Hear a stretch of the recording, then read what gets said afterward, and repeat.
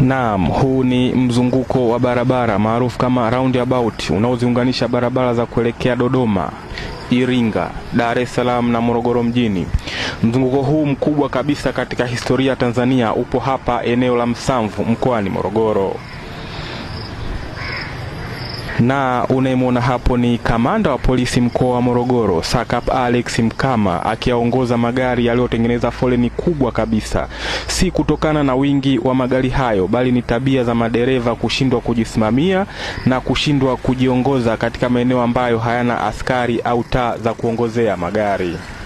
Ni mara chache sana kumuona kiongozi mwenye wadhifa kama huu kutoka ofisini na kuingia barabarani, tena kuyaongoza magari, kazi ambazo tumezoea kuona zikifanywa na askari wa kawaida kabisa.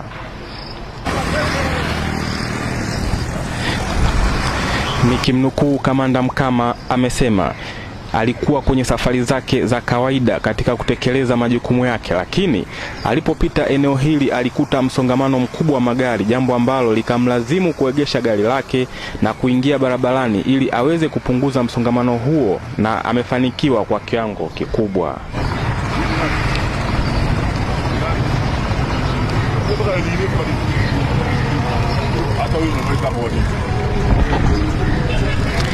Kitendo cha kamanda kuwepo hapa kimepongezwa na wadau mbalimbali wa usafirishaji, kwa maana madereva na watumiaji wengine wa barabara, huku wakishangazwa kuona askari mkubwa kama RPC kufanya hivi. Kwa majina naitwa Paulo Mesha Kizefania, ni mkazi wa Dar es Salaam.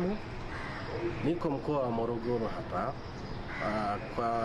Kuna tukio ambalo limetokea ambalo ni la kufurahisha sana, kumuona kamanda mkuu wa kituo cha polisi Morogoro kuingia barabarani na kusaidia kuongoza magari kwa usahihi, na hili tatizo kubwa, kuondoa tatizo kubwa la foleni barabarani. Na jinsi alivyofika, ameongoza magari vizuri na foleni zimepungua kwa mkoa wa Morogoro. Barabara zinapitika vizuri kutokana na maelekezo yake. Tunamshukuru sana kwa hicho kitendo alichokifanya cha kutoka ofisini na kuingia barabarani.